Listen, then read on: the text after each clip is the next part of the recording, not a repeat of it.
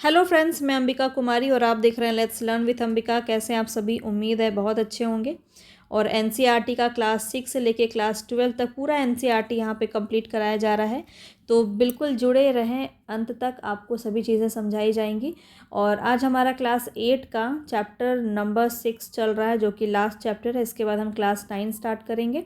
तो हमने class 6, class 7 और क्लास 8 तीनों ख़त्म कर दिया है। अगर आपने नहीं देखा है तो आप ज़रूर इसको सबसे पहले इसको आप कंप्लीट कीजिए, क्योंकि एक भी सिंगल चैप्टर ऐसा नहीं है जहाँ से क्वेश्चन आपका पूछा नहीं जाता है। सारे फैक्चुअल डेटा बेस्ड आपके पूरे चैप्टर्स हैं, तो आपको ज़रूर देखना चाहिए। और साथ ही साथ इसके नोट्स ज़रूर बनाते रहिएगा। मैं आपको बार बार बोल रही हूँ, इसकी पूरी PDF आपको मैं टेलीग्राम पर मिल जाएगी, तो टेलीग्राम ज्वाइन कर लीजिए। आपको डिस्क्रिप्शन बॉक्स में उसकी लिंक मिल जाएगी। जितने भी इंपॉर्टेंट नोट्स हैं यहाँ पे, आपके जो भी इंपॉर्टेंट बातें यहाँ पे कही गई है वो सब मैंने हाईलाइट कर दिया, सो दैट कि इसके सारे नोट्स आप अच्छे से बना सकें और लास्ट टाइम में उसको आप बहुत अच्छे से रिवीजन कर सकें। ठीक है। अब यहाँ पे बहुत ही प्रैक्टिकल भाषा में, बहुत ही साधारण भाषा में आपको ये पूरा चैप्टर समझाने की कोशिश करूँगी, और किस प्रकार से आपके एग्ज़ाम के दृष्टिकोण से महत्वपूर्ण है वो भी हम यहाँ पे चर्चा करेंगे। एक एक लाइन में आपको बहुत अच्छे से समझाऊंगी कि यहाँ पे इसका मतलब क्या है, ताकि आप किसी भी एक सिंगल पॉइंट को ऐसा ना हो कि आप समझ ना सकें। ठीक है। तो बहुत ही अच्छे से आपको समझाया जाएगा। साथ ही साथ इसके पूरे प्रैक्टिस हम बहुत ही अच्छे तरीके से करेंगे, चाहे वो घटना चक्र हो, लूसेंट हो। बहुत अच्छे से पूरा टॉपिक वाइज, पूरा चैप्टर वाइज आपका जो है प्रैक्टिस यहाँ पे मैं करवाने वाली हूँ। तो चैनल पे नए हैं तो सब्सक्राइब करके बेल आइकन ज़रूर दबा लीजिएगा, भूलिएगा मत, क्योंकि तभी आपको मेरे वीडियोज़ की नोटिफिकेशन पहुँच पाएंगी और समय पर आप जो है यहाँ पर देख पाएंगे। पसंद आ रहा है तो लाइक एंड शेयर ज़रूर कर दें। चलिए स्टार्ट करते हैं। तो सबसे पहले तो यही आपको पता होना चाहिए कि मानव संसाधन क्या होता है। तो देखिए, हम जो मानव है ये सबसे बड़ा संसाधन के रूप में काम आते हैं, क्योंकि अगर हम किसी भी तरह से देखें तो प्रकृति की जो भी चीज़ें हैं वो आपको उपयोग में लाने का काम कौन करता है? मानव करता है। और मानव जो है एक बेहतरीन संसाधन के रूप में है, और ये जो है अपने आप में किसी भी तरह के विकसित देश बनाने के लिए पर्याप्त है। तो यहाँ पे क्या है ये सब हम बहुत अच्छे से अभी समझेंगे, देखेंगे क्या क्या चीज़ें हैं जो आपके एग्ज़ाम में पूछी जाती थी। कि पिछली बार भी आपके एग्ज़ाम में पूछा यहाँ से गया था कि मानव संसाधन मंत्रालय को अब किस मंत्रालय के नाम से जाना जाता है, जिसका नाम बदल दिया गया है। तो क्या है, अगर आप जानते हैं तो कमेंट बॉक्स में इसको ज़रूर बताइएगा। इसके बाद देखिए, हम यहाँ पे प्रधानमंत्री कौशल विकास योजना से भी आपका एक प्रश्न बना था, तो वो भी हम देखेंगे। जनसंख्या वितरण पर यहाँ पे प्रश्न बना है, और सीधा सीधा जो है सेंसस से क्वेश्चन आपके पूछे गए हैं। तो ये सब बहुत इंपॉर्टेंट हो जाता है इसके दृष्टिकोण से अगर देखा जाए। तो ये सब हम यहाँ पे कंप्लीट करने वाले हैं। इसके बाद जो है यहाँ पे आपको जनसंख्या घनत्व पर बात की जा रही है कि विश्व में जनसंख्या का क्या घनत्व है, ये भी आपके एग्जाम में पूछा जाता है। और भारत का जनसंख्या घनत्व जो है वो औसत कितना है, वो भी हम यहाँ पे बात करेंगे। इसके बाद देखिए, भारत जनसंख्या वितरण को प्रभावित करने वाले जो कारक है यहाँ से बहुत ही इंपॉर्टेंट है, बहुत ज़्यादा यहाँ से क्वेश्चन आपका पिछली बार भी देखने को मिला था। तो ये हम पूरा अच्छे से समझेंगे क्या चीज़ें यहाँ पे कही गई हैं। इसके बाद अगर हम बात करें तो ये जो जितने भी कारक है इसको देखने के बाद हम जनसंख्या परिवर्तन को समझेंगे कि क्या है ये पूरा डायग्राम, और किस प्रकार से यहाँ पे ये चीज़ें आपका क्या है, जन्म दर क्या है, मृत्यु दर क्या होता है, अप्रवास उत्प्रवास, ये सब हम समझने वाले हैं। इसके बाद देखिए, मृत्यु दर और जन्म दर का किस प्रकार से जनसंख्या पर प्रभाव पड़ता है वो भी हम देखेंगे। इसके बाद यहाँ पे आपको एक मैप के दृष्टिकोण से दिया गया है कि प्राकृतिक वृद्धि या वार्षिक दर क्या होता है, और कहाँ पे कितने प्रतिशत जो है देखने को मिलता है। जनसंख्या संगठन क्या है, ये भी यहाँ पे बात करेंगे। इसके बाद अगर हम बात करें तो पिरामिड की, यहाँ पे पिरामिड दिखाया गया है, जनसंख्या पिरामिड। तो किस आयु वर्ग के लोग कितना है, क्या है, ये यहाँ पे दिया गया है, जिसके अंदर 3 देश का यहाँ पे जिक्र किया गया है। भारत है, केन्या है। यहाँ पे देखिए जनसंख्या पिरामिड है, और यहाँ पे आप देखिए केन्या का पिरामिड है, इसका भारत का पिरामिड है, और ये जापान का पिरामिड है। तो इसके ऊपर बात करेंगे। तो ये हमारा पूरा चैप्टर रहने वाला है। तो चलिए स्टार्ट करते हैं। सबसे पहले जो यहाँ पे कहा गया है वो है, लोग ही एक राष्ट्र के सबसे बड़े संसाधन होते हैं। संसाधन कैसे हो सकते हैं? जैसे कि मान लीजिए कोई भी आदमी को सरकार क्या करती है, जैसे कि अभी हमने देखा कौशल विकास मंत्रालय यहाँ पे जो होता है, तो कौशल विकसित करना, स्किल्स डेवलप करना। अगर हम स्किल्स जो है एक इंसान का स्किल्स के ऊपर काम करेंगे, उसको डेवलप करेंगे, तो वो बेहतर तरीके से जो है और देश को विकसित बनाने में अपना योगदान अच्छे से दे पाएगा। तो कैसे? लोग ही एक राष्ट्र के सबसे बड़े संसाधन होते हैं। प्रकृति की देन केवल उस समय महत्वपूर्ण होती है जब वह लोगों के लिए उपयोगी होती है। कहने का मतलब ये है कि प्रकृति में जो भी चीज़ें आपकी दी गई हैं वो तभी महत्वपूर्ण है जब हम उसे उपयोग में ला सकते हैं। तो ये आप जो है मनुष्य के ही द्वारा किया जाता है। अगर हम किसी खनिज की बात करें तो खनिज को यूज़ में लाने का काम कौन कर रहा है? मानव ही कर रहा है। तो इसी प्रकार से यहाँ पे बात कही जा रही है कि प्रकृति की जितनी भी चीज़ें हैं वो महत्वपूर्ण तभी हो जाएगी जब वो उपयोगी होगी, है ना। लोग अपनी आवश्यकताओं और योग्यताओं से उसे संसाधन में परिवर्तित करते हैं। तो जब इस्तेमाल जब हमें नीड हुई तब तक हम जो है अपनी योग्यता, अपनी क्षमता के अकॉर्डिंग चीज़ों को डेवलप करते गए। विनिर्माण पर फोकस किया हमने। तो विनिर्माण मैंने आपको पिछले चैप्टर में भी समझाया था। बहुत ही इम्पॉर्टेंट शब्द है जो कि आपके एग्ज़ाम में काफ़ी बार पूछा जाता है। इस प्रकार मानव संसाधन ही अंतिम संसाधन है और स्वस्थ, शिक्षित और अभिप्रेरित लोग अपनी आवश्यकताओं के अनुरूप संसाधनों का विकास करते हैं। आगे देखते हैं। अन्य संसाधनों की भांति मानव संसाधन विश्व में समान रूप से वितरित नहीं है। तो ये आप सभी जानते ही होंगे कि मानव संसाधन जो है विश्व में हर जगह समान तो नहीं है ना। कहीं पे कहीं की स्थलाकृति, वो कारक अभी हम नीचे डेवलप किस प्रकार से, कौन से कारक की वजह से ये प्रभावित होता है वो हम अभी देखने वाले हैं। तो देखिए यहाँ पे जो बोला जा रहा है कि मानव संसाधन है वो विश्व में समान रूप से वितरित नहीं है, ये सीधा सीधा आपके स्टेटमेंट से क्वेश्चन बन सकता है। तो याद रखिए कि मानव संसाधन जो है वो विश्व में समान रूप से वितरित नहीं है। कहीं पे आपको ज़्यादा, कहीं पे कम आपको देखने को मिलता है। अभी नीचे इसके बारे में और अच्छे से हम डिस्कस करेंगे। अब यहाँ पर देखिए कहा जा रहा है भारत सरकार के अधीन एक मानव संसाधन मंत्रालय है। 1985 में इस मंत्रालय का निर्माण लोगों के कौशल को बढ़ाने के लिए किया गया था। इससे यह प्रदर्शित होता है कि लोग देश के लिए कितने महत्वपूर्ण संसाधन हैं। ताकि लोगों के कौशल को बढ़ाने के लिए एक मंत्रालय अलग से डेवलप किया गया था, जो कि अभी जो है मिनिस्ट्री ऑफ एजुकेशन के नाम से आप जानते हैं उसे। तो ये आपका आंसर था। इसमें क्या देखता था? तो इसमें जो है प्रशिक्षण पर जोर दिया जाता था। किसी भी प्रकार की चीज़ों को अगर हम बात करें तो प्रशिक्षण किस प्रकार से होगा, किसी भी चीज़ का यूज़ किस प्रकार से किया जाएगा, उस पर उसको स्किल को डेवलप करने की बात यहाँ पे की जाती थी। तो शैक्षिक स्तर, आयु और लिंग में वे एक दूसरे से भिन्न हैं। तो आप जानते हैं कि सभी जो इन मानव है वो अलग अलग शैक्षिक स्तर के होते हैं, अलग अलग आयु एज के होते हैं, अलग अलग लिंग के होते हैं। मतलब सब कुछ भिन्न होता है, कुछ भी समान नहीं होता है। इतनी बातें तो क्लियर है। चलिए आगे देखते हैं। तो ये आपको पता है कि सरकार के द्वारा प्रधानमंत्री कौशल विकास योजना जो है आपका 2015 में 1 करोड़ भारतीय युवाओं को 2016 से 20 तक प्रशिक्षित करने के उद्देश्य से शुरू किया गया था। तो कब से कब तक का था ये भी यहाँ पे जो पहली बार शुरू किया गया था उसकी बात यहाँ पे की जा रही है। और यहाँ पे हम आगे चलते हैं।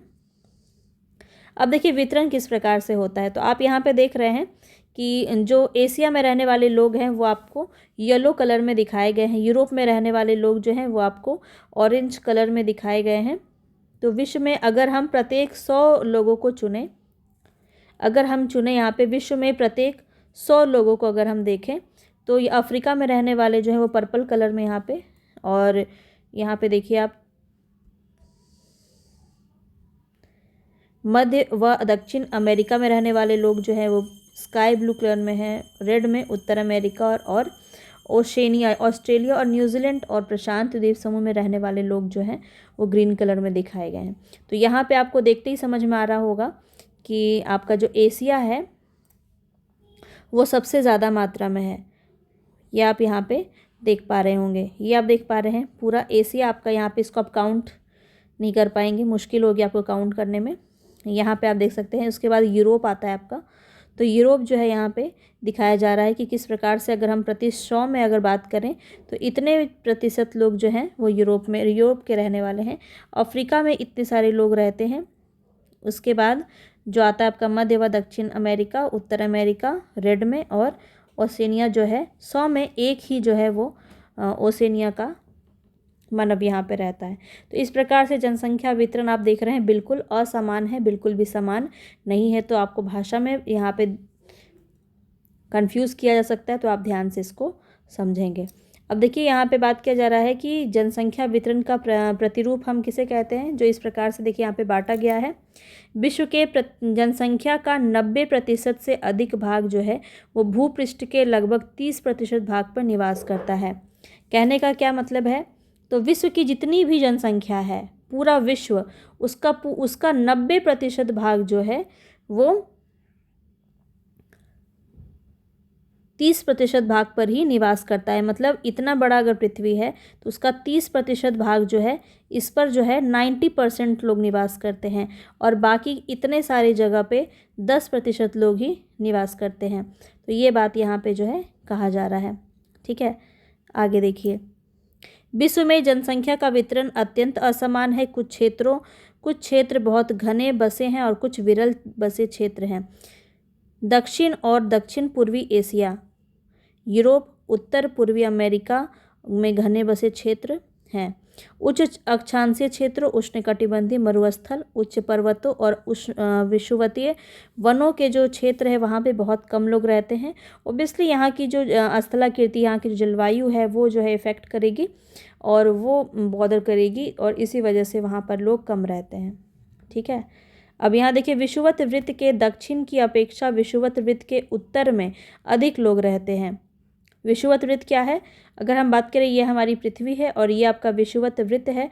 तो आप देखते हैं कि आपका एशिया वाला पार्ट इसी तरफ आता है, तो यहाँ पे आपका सबसे ज़्यादा, आप देख रहे हैं एशिया जो है सबसे ज़्यादा जनसंख्या यहाँ पे निवास करती है। तो यहाँ पे वही बात कही जा रही है। विश्व की कुल जनसंख्या के लगभग 3/4 लोग, ये आपको पॉइंट में नोट करना है। ठीक है, ये जितने मैंने हाईलाइट किए ना, यहाँ से आपका बिल्कुल स्टेटमेंट में क्वेश्चन बन सकता है। 3/4 लोग जो है वो 2 महाद्वीपों एशिया और अफ्रीका में रहते हैं। बहुत इंपॉर्टेंट पॉइंट कहा जा रहा है कि विश्व की कुल जनसंख्या जितनी है उसका 3/4 जो हिस्सा है वो आपका एशिया और अफ्रीका में निवास करता है। ठीक है, और 1/4 हिस्सा जो है वो आपका बाकी देशों में आपका निवास करता है। विश्व के 60% लोग जो हैं केवल 10 देशों में निवास करते हैं, और वो 10 देश यहाँ पे आपका दिखाया गया है। इन सभी देशों में 10 करोड़ से अधिक लोग रहते हैं। तो यहाँ पे देखिए आपको दिखाया गया है। अभी तो चीन से भी आगे जो है भारत आपका देखने को मिलता है, और ये आपका पूरा इस प्रकार से वितरण किया गया है। ठीक है, चीन, Bharat, USA, Indonesia, Brazil, Pakistan, Bangladesh, Nigeria, रूस और जापान। आगे देखिए, आगे यहाँ पे बहुत इंपॉर्टेंट पॉइंट, यहाँ से सीधा सीधा आपका क्वेश्चन बनता है कि भारत की जनसंख्या का औसतन घनत्व जो है वो कितना है। तो 382 व्यक्ति जो है प्रति वर्ग किलोमीटर, मतलब 1 किलोमीटर पे लगभग कितने सारे लोग निवास करते हैं। ये एक जो है वर्ग है, मान के चलिए, इसमें कितने सारे लोग हैं यहाँ पे, तो लगभग 382। ठीक है, ये जो है भारत का है सिर्फ अकेले।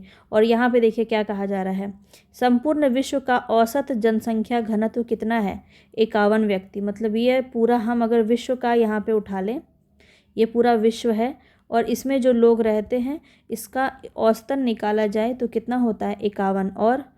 और यहाँ पे देखिए भारत अकेले 382 आपका हो जाएगा। इसीलिए कहा जा रहा है कि ज़्यादातर जो है आपका मध्य एशिया वाला भाग जो है जनसंख्या घनत्व के दृष्टिकोण से ज़्यादा ऊपर है। और यहाँ पे आप देखिए सबसे अधिक जनसंख्या घनत्व दक्षिण मध्य एशिया में है, इसके पश्चात पूर्वी एशिया और दक्षिण पूर्वी एशिया। ठीक है, ये बहुत इम्पॉर्टेंट है, इसको आप यहाँ पे देखिए। यहाँ पे जो मैप आपको दिया गया है, ये जब मैं आपको PDF दूंगी तो वहाँ से आप कर लीजिएगा। ठीक है, मैप ज़रूर देखिएगा इसका, तो आपको बहुत सारी चीज़ें वहाँ से भी समझ में आएंगी। अब यहाँ से जो एक क्वेश्चन आपका पूछा जाता है वो है कारक से, जनसंख्या वितरण को प्रभावित करने वाले कारक।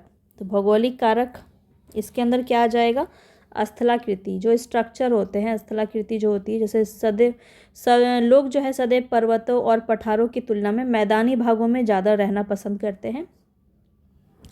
अब आप खुद को ही देखिए, अगर आपको पर्वत पठार में भेज दिया जाएगा और आपको एक ऑप्शन दिया जाएगा मैदानी भाग में रहने का, तो आप कहाँ रहना पसंद करेंगे? वहीं पर रहना पसंद करेंगे जहाँ पर खेती पॉसिबल हो, जहाँ पर फैक्ट्रीज वगैरह बनाया जा सके, विनिर्माण का प्रयोग हो सके, जहाँ पे सेवाएं उपलब्ध हो, यानी कि जहाँ पे जो है गाड़ी वगैरह आसानी से मिल सके, वाहन आसानी से मिल सके, आसानी से कम्युनिकेशन हो सके, संचार माध्यम अच्छा हो, तो वहीं पे रहना पसंद करेंगे ना। तो गंगा के मैदान विश्व के सबसे अधिक घने बसे क्षेत्र हैं, जबकि एंडीज़, आल्प्स और हिमालय जैसे पर्वत जो हैं विरल बसे हुए हैं, मतलब यहाँ पे बहुत कम जनसंख्या आपको देखने को मिलेगी। और गंगा के मैदान वाला जो क्षेत्र है वहाँ पे आपके अधिक घने बसे हुए क्षेत्र हैं। इस पॉइंट को भी आपको नोट करना है। जलवायु की बात करते हैं। जलवायु की बात करें तो जलवायु में आपका सामान्य रूप से चरम जलवायु, अत्यधिक गर्म और अत्यधिक ठंडा, ये दोनों ही जगह लोग नहीं रह सकते। जहाँ ज़्यादा गर्मी होगी वहाँ भी नहीं रह पाएंगे, जहाँ ज़्यादा ठंडी होगी वहाँ भी नहीं रह पाएंगे। तो जैसे कि सहारा मरुस्थल, रूस के ध्रुवीय प्रदेश और कनाडा, अंटार्कटिका जैसे जगह पर रहने से लोग बचते हैं। वहाँ पे रहना पॉसिबल नहीं है, क्योंकि वहाँ की जलवायु जो है वो बिल्कुल भी जो है अनुकूलित नहीं है। मृदा जो है ये भी आपका एक कारक की तरह प्रयोग में आता है, क्योंकि उपजाऊ मृदा नहीं होगी तो कृषि नहीं होगा, कृषि नहीं होगा तो वहाँ पे आप जो है एक सभ्यता को विकसित कर ही नहीं सकते हैं। आप सभी जानते हैं कि जहाँ पर भी पानी था, जहाँ पे मृदा अच्छी थी, जहाँ कृषि होती थी, हो सकती थी, वहीं पे जो है आपकी सभ्यताएं विकसित हुई। तो भारत में गंगा ब्रह्मपुत्र की जो डेल्टाई इलाका है जो पूरा, चीन में ह्वांग ही नदी जो है, चानजियान और मिस्र में नील नदी के उपजाऊ मैदान जो है वहाँ पे घने बसे हुए क्षेत्र हैं। आगे देखिए, जल भी प्राथमिकता देता है, क्योंकि यहाँ पे बिना जल के तो कुछ भी पॉसिबल नहीं है। और अलवणीय जल आसानी से उपलब्ध हो जाता है, ज़्यादातर मात्रा में अलवणीय जल ही मौजूद है। लेकिन आप देखिए विश्व की नदी घाटियाँ जो है वहाँ पे ज़्यादातर बसे हुए क्षेत्र हैं और घने बसे हुए क्षेत्र हैं। और मरुस्थल वाले जो आपके एरिया है वहाँ पे जल की उपलब्धता नहीं होती है, इस वजह से वहाँ की जनसंख्या विरल है। ठीक है, आगे देखिए खनिज। तो खनिज निक्षेपों वाले क्षेत्र जो है अधिक बसे हुए हैं वहाँ पे। आप देखिए पहले जो है दक्षिण अफ्रीका में ज़्यादातर लोग वहाँ पे नहीं रहना चाहते थे, लेकिन जब वहाँ पे पता चला कि हीरे की खान जो तेल की खोज वहाँ पे की गई, तो वहाँ पे बहुत सारे लोग जो है रहने को प्रेरित हुए आगे चल के। तो इससे क्या हुआ, यहाँ पे जहाँ पे खनिज है वहाँ पे भी लोग जो है बसना उन्होंने शुरू किया। तो इस प्रकार से ये कुछ आपके कारक हैं। आगे और देखते हैं। अब देखिए कुछ सामाजिक और सांस्कृतिक तथा आर्थिक कारक भी हैं, इसके ऊपर हम एक बार देख लेते हैं। तो आर्थिक कारक क्या है, तो औद्योगिक क्षेत्र रोजगार के अवसर प्रदान करता है। जहाँ पर आपका इंडस्ट्री होगा, जहाँ पे बिल्डिंग्स हों, वहाँ पे आपका जो है रोजगार के अवसर अधिक होंगे। लोग बड़ी संख्या में इन क्षेत्रों की ओर आकर्षित होते हैं। जापान में ओसाका और मुंबई, भारत में मुंबई जो है वो 2 घने बसे हुए क्षेत्र है। आर्थिक कारक यहाँ से आप ले सकते हैं, इसको ज़रूर आप नोट कीजिएगा। इसके बाद आता है आपका सांस्कृतिक कारक। सांस्कृतिक कारक के अंदर हम देखेंगे धर्म और संस्कृति महत्ता वाले स्थान को आकर्षित करती, जैसे वाराणसी, यरूशलेम, यहाँ पे वेटिकन सिटी, इसके कुछ उदाहरण हैं सांस्कृतिक कारक के, यहाँ पे लोग रहना पसंद करते हैं। जैसे सामाजिक कारक में बात करें तो अच्छे घर होंगे, शिक्षा अच्छी होगी। अब देखिए जैसे अगर अभी एग्जांपल दिया जाए कि आपको कहीं भी अभी भेजा जाएगा जॉब में, तो आप वही जगह लेना पसंद करेंगे जहाँ पे घर वगैरह अच्छे मिलते हों, शिक्षा की अच्छी व्यवस्था हो, स्वास्थ्य की अच्छी व्यवस्था हो जहाँ पर, तो ऐसे लोगों को वहाँ पे ज़्यादा फोकस करेंगे और अत्यधिक घने बसे क्षेत्र आपको वहीं पे देखने को मिलेंगे। तो सामाजिक कारक भी आपका बहुत यहाँ पे फैक्टर करता है। और उदाहरण के लिए यहाँ पे पुणे की बात की गई है। तो जो एनसीईआरटी जो उदाहरण देता है ना, वो भी आपके एग्ज़ाम में पूछ लिया जाता है, तो इसको भी ध्यान रखेंगे। अब देखिए जनसंख्या परिवर्तन की बात करें तो यहाँ पे कुछ खास आपको नहीं है, बस यही है कि कुछ टाइम पहले कितने लोग यहाँ पे देखिए थे। यहाँ पे देखिए आपको डायग्राम में देखने को मिल रहा है कि 500 ईसा पूर्व के लगभग जो है 100 मिलियन लोग ही थे। फिर आप देखिए यहाँ से फिर कैसे कैसे ये बढ़ते गया। फिर 1500 आते आते 1800 आते आते 900 मिलियन हो गया। फिर 19वीं शताब्दी के आते आते यहाँ पे 1600 लगभग मिलियन हो गया। फिर यहाँ पे देखिए ये पूरा करंट डेटा इसी तरह से देखने को मिल रहा है। 1999 आते आते यहाँ पे देखिए 6000 मिलियन हो गया। और अभी जो है आपका ये 2025 आते आते ये आपका कहाँ पहुँच गया है, देख रहे हैं आप यहाँ पे 8,525 मिलियन देखने को मिल रहा है। तो वही बात यहाँ पे बस कही गई है, तो इसको एक बार देख लेते हैं। तो वही चीज़ जो यहाँ पे आपको डायग्राम के माध्यम से देखने को मिली, वही बात यहाँ पे कहा गया है। तो 18वीं शताब्दी तक विश्व की जनसंख्या धीरे धीरे बढ़ी, बड़ी संख्या में बच्चे जन्म लेते थे, लेकिन शीघ्र ही उनकी मृत्यु हो जाती थी। तो कभी भी जो जनसंख्या है वो डिफ़र करता है किस वजह से, तो जन्म दर और मृत्यु दर। ये आपके एग्ज़ाम में जो है काफ़ी बार पूछा गया है और इसमें बिल्कुल भी कन्फ्यूज़ आपको नहीं होना है। जन्म दर मृत्यु दर एक बहुत बड़ा फैक्टर है और यहाँ पे ऑप्शन में आपके रहेगा, तो आपको ज़रूर उस पर ही ध्यान देना है। तो इसको एक बार ध्यान से पहले समझ लीजिए, क्योंकि यहाँ से एग्ज़ाम में काफ़ी बार एग्ज़ाम में क्वेश्चन बना है। तो ऐसा इसलिए होता है क्योंकि वहाँ उचित स्वास्थ्य की सुविधाएं नहीं है। पहले टाइम में 18वीं शताब्दी के लगभग अगर हम देखें तो स्वास्थ्य की सुविधाएं उतनी नहीं थी, बच्चे जन्म भी बहुत ज़्यादा होते, मतलब जन्म दर भी यहाँ पे आपका क्या था, जन्म दर भी यहाँ पे हाई था, लेकिन मृत्यु दर भी आपका क्या था, हाई था। तो इस वजह से जो है जनसंख्या जो है आपका धीरे धीरे बढ़ने लग गया। तो सभी लोगों के लिए भोजन पर्याप्त उपलब्ध नहीं था। फिर किसान सभी लोग भोजन की आवश्यकताओं को पूरा करने के लिए क्या करने लगे, कृषि करने लगे धीरे धीरे।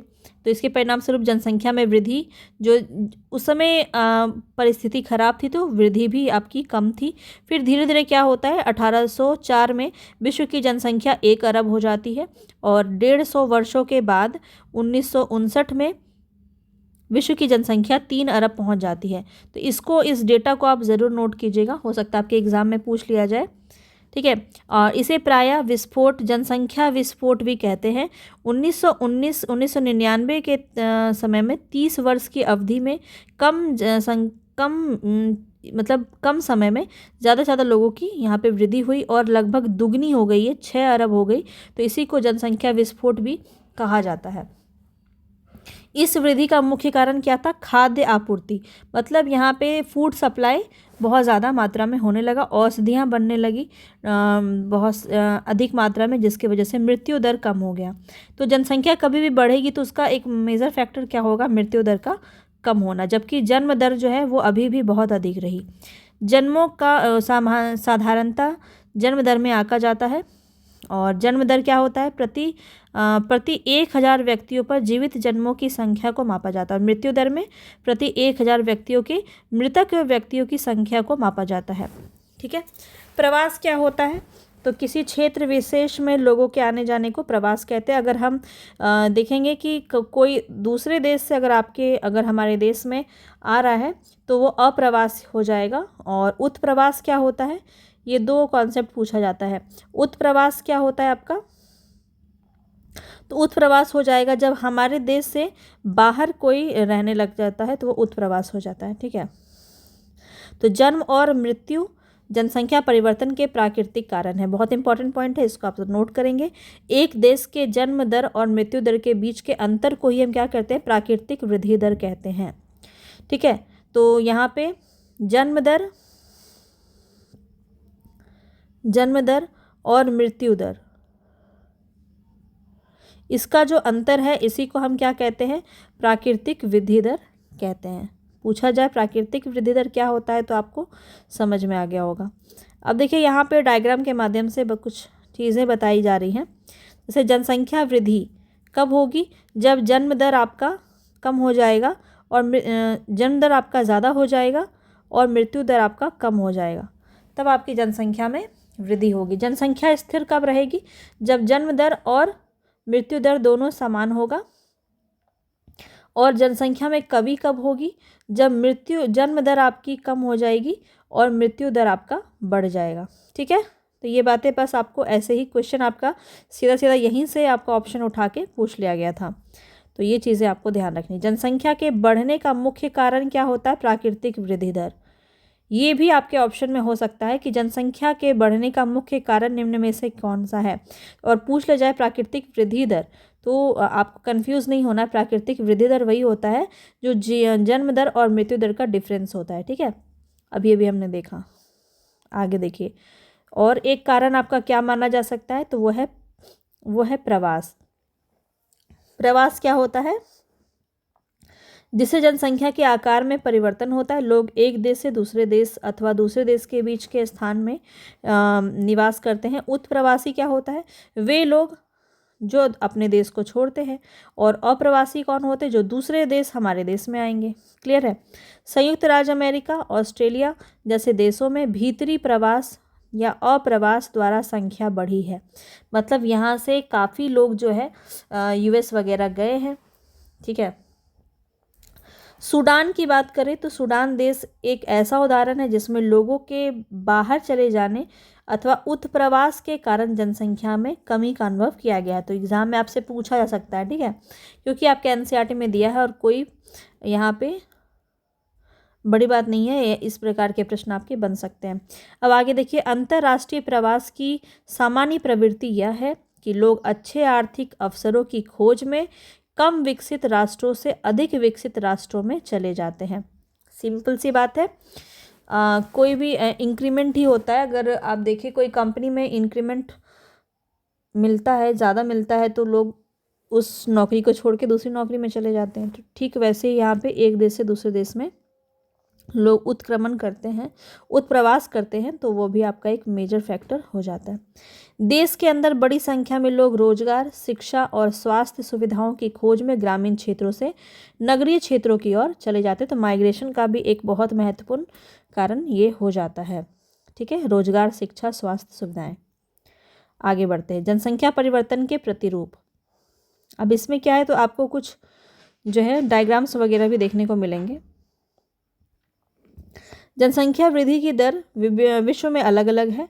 यद्यपि विश्व की कुल जनसंख्या तीव्रता से बढ़ रही है, तथापि सभी देशों में यह वृद्धि अनुभव नहीं की जा सकती। मतलब हर देश में जो है वो उसका ग्रोथ नहीं हो रहा है जनसंख्या का, लेकिन हमारे देश में कुछ ज़्यादा ही ग्रोथ हो रहा है। कुछ देशों में जैसे कि केन्या में जनसंख्या वृद्धि दर क्या है? ऊंची है। उन देशों में जन्म दर और मृत्यु दर दोनों ही उच्च हैं।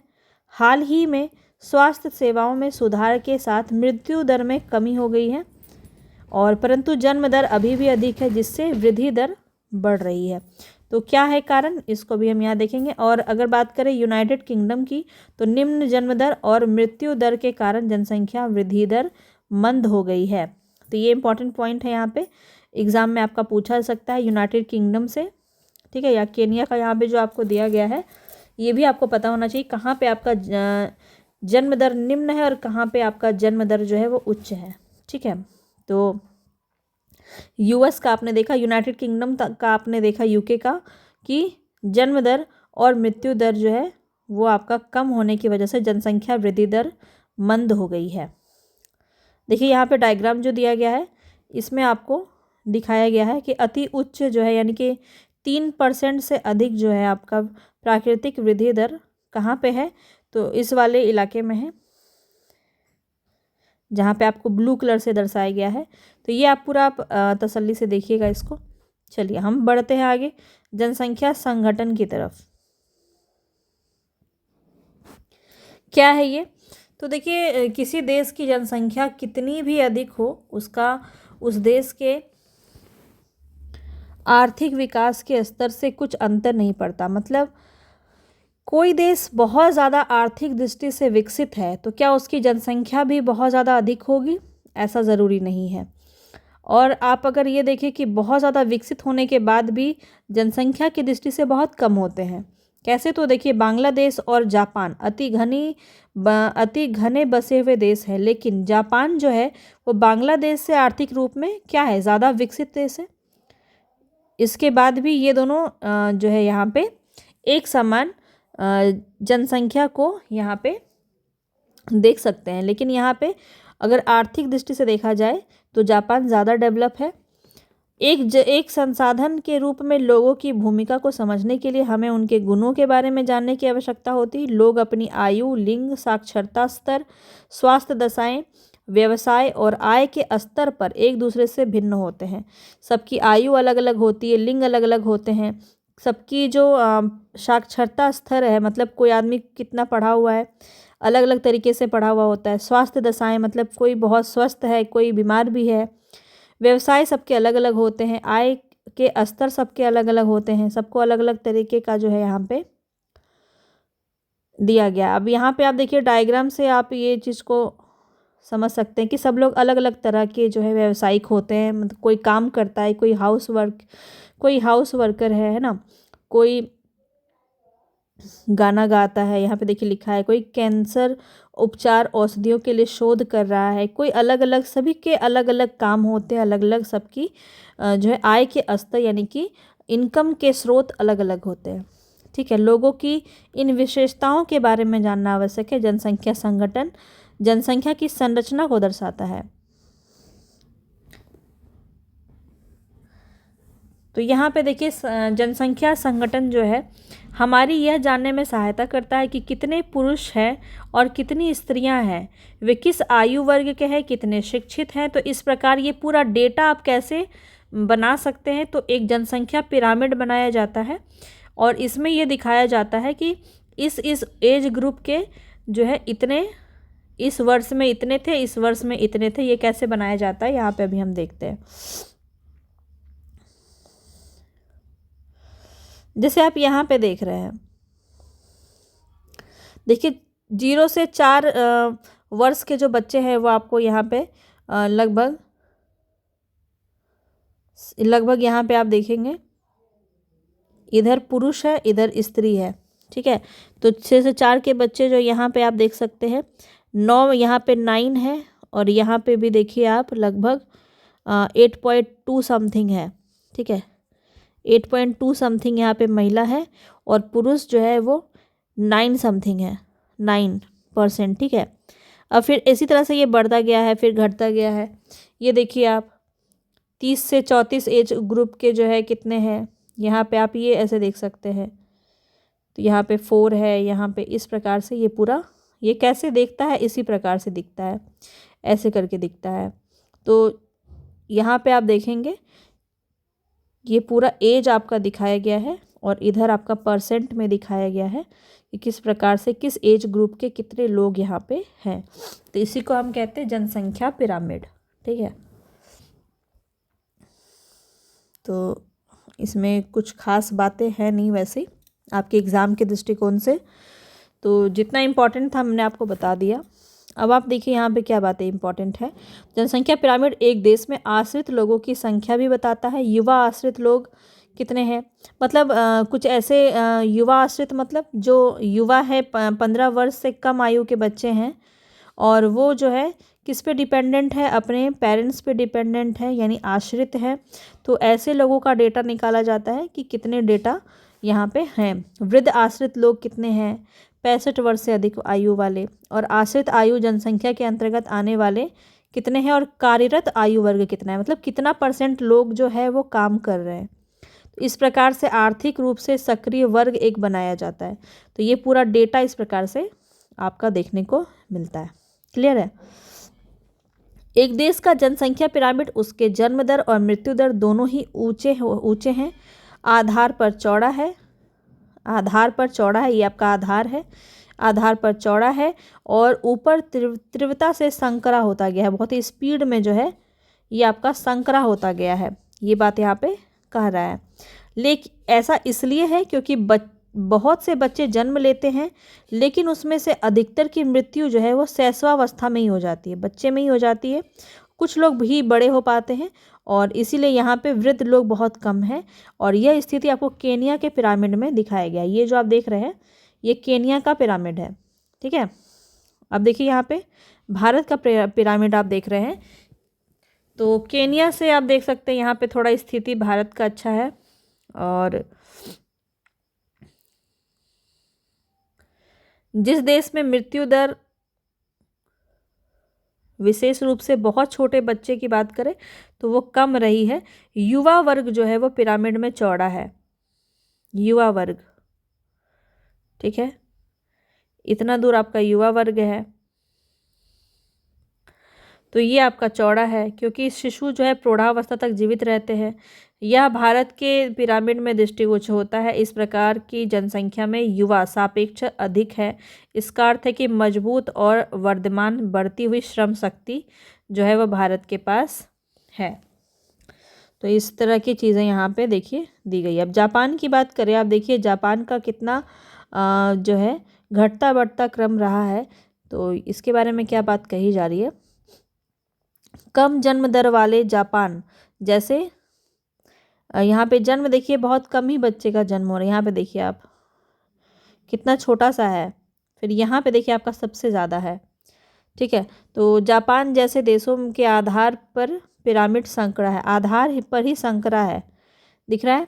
फिर घटती हुई मृत्यु दर के कारण अधिक लोग वृद्ध आयु तक पहुंच पाते हैं, मतलब ज़्यादा से ज़्यादा लोग जो है जीवित रह पाते हैं। और कुशल, उत्साही, आशावादी, सकारात्मक दृष्टि जैसे युवा जन किसी राष्ट्र के भविष्य होते हैं। हम भारतवासी भाग्यशाली हैं, हमारे पास ऐसा संसाधन है। उन्हें योग्य और उत्पादक बनाने के लिए, कुशल बनाने के लिए, अवसर प्रदान करने के लिए अवश्य ही शिक्षित किया जाना चाहिए। तो हमें क्या करना चाहिए? युवाओं को शिक्षित करना चाहिए, उनको अवसर देना चाहिए, उनको प्रशिक्षित करना चाहिए, ताकि जो है एक बेहतर मानव संसाधन के रूप में वो आगे बढ़ सके और अपने देश को विकसित बनाने के क्रम में अपना महत्वपूर्ण योगदान दे सके। तो ये आपका रहा पूरा चैप्टर मानव संसाधन। आई होप आपको समझ में आ गया हो। जो भी बातें हैं वो आप मुझे कमेंट बॉक्स में बताइएगा। और यहाँ पे जो यहाँ पे जो क्वेश्चन बना है इसको ज़रूर आप अटेम्प्ट कीजिएगा। मिलेंगे नेक्स्ट वीडियो में, तब तक के लिए धन्यवाद। आपका पूरा क्लास 6 से 8 तक ख़त्म हो चुका है। कल अब नेक्स्ट जो आपका क्लास रहेगा वो क्लास 9 का रहेगा। ठीक है, मिलेंगे नेक्स्ट वीडियो में, तब तक के लिए धन्यवाद।